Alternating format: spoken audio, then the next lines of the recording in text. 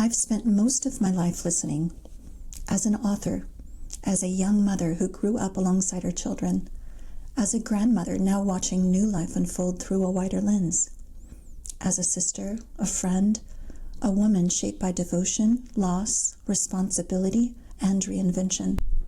And through thousands of conversations with women at every age, I've learned something quietly radical. What we're really asking isn't how to age. We're asking how to live. Welcome to the Becoming Years. This podcast was created for anyone who feels the passage of time and wants to meet it with intention rather than fear. For those who sense that life isn't something we conquer or perfect, but something we participate in again and again with greater honesty as we grow. I've lived many lives inside this one. I married young out of a sense of duty and belief. I became a mother at 18, and by my mid-20s, I had 3 children I was raising on my own. I learned responsibility early, and I learned just as early how easily a woman can disappear into expectations that were never examined. There were years when I measured myself by what I provided, what I endured, and how well I held everything together. Years when my worth felt conditional, tied to goodness, sacrifice, appearance, or approval. And then slowly, sometimes painfully, life began asking different questions of me. Not, are you doing enough?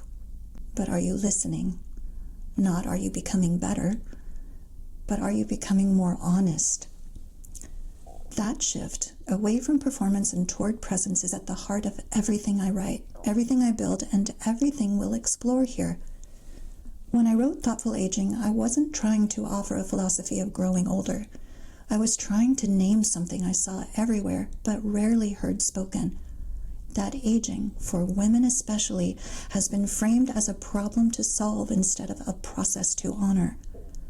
We're taught to fight time, to correct it, to outrun it, to stay desirable and relevant and productive no matter the cost.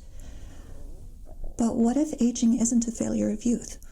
What if it's an expansion of truth? What if the lines on our faces, the changes in our bodies, the shifts in our priorities are not signs of loss, but signals of depth? That question has guided thousands of conversations I've had with women across kitchen tables, clinic rooms, quiet offices, and moments of unexpected vulnerability. Women in their 20s, trying to decide who they're allowed to become. Women in midlife, realizing they've lived someone else's story far too long. Women in their 70s and 80s, no longer interested in pretending, and deeply generous with what they've learned. What strikes me the most is this. No matter the age, the questions are remarkably similar. How do I trust myself? What do I do with regret? How do I choose well without hardening? And what actually matters now? The Becoming Years exists to bring those questions forward, to examine them openly across generations without rushing to answers.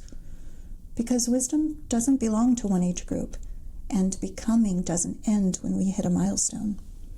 In fact, some of the most honest becoming happens later, when the noise falls away and the stakes change.